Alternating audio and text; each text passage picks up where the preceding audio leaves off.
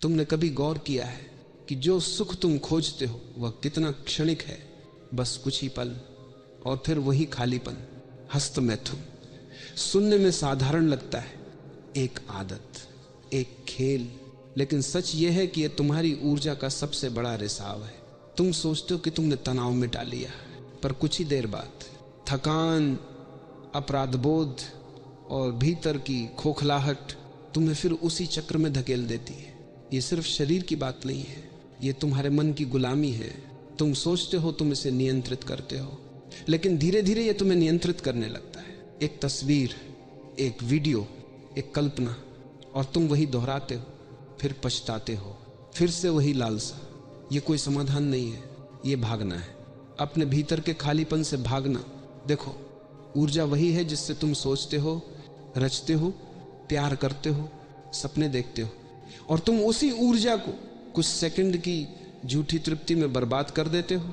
सोचो, बीज जो जीवन दे सकता था, तुम्हें रचनात्मक बना सकता था, वह यूं ही बहा दिया गया। क्या यह मूर्खता नहीं है? जब ये ऊर्जा भीतर रहती है, तुम्हारी आंखों में चमक आती है, तुम्हारी आवाज गहरी होती है, तुम्हारी उपस्थिति आकर्षक होती है, लेकिन जब ये बर्बाद होती है, सब कुछ फीका पड़ जाता है। समस्या यह है कि लोग इसे दबाते हैं, पाप मानकर, खुद को दोषी मानकर, और दबाने से ये और गहरा जहर बन जाता है। रास्ता दबाने में नहीं है, रास्ता समझने में है। जैसे ही तुम यह समझ जाते हो कि यह सुख असल में तुम्हें खोखला कर रहा है, तुम्हारा मन खुद ही इससे दूर होना चाहता है। अपराध बोध से नहीं, जागरूकता से मुक्ति आती है। याद रखो, हस्तमैथुन सिर्फ शरीर को नहीं थकाता, ये धीरे धीरे तुम्हारे आत्मविश्वास को चूस लेता है।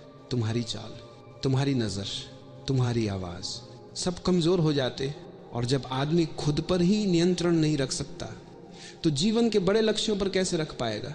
सवाल यह है, क्या तुम इतने कमजोर हो कि एक पल की चाहत तुम्हें गिरा दे, या तुम इतने मजबूत हो कि अपनी ऊर्जा बचाकर उसे सपनों, ध्यान, प्रेम और सृजन में बदल दो? वह सुख सच्चा है जो तुम्हें और शक्तिशाली बनाए, जो तुम्हें भीतर से स्वतंत्र करे। हस्तमैथुन का सुख नहीं, बल्कि जागरूकता का सुख।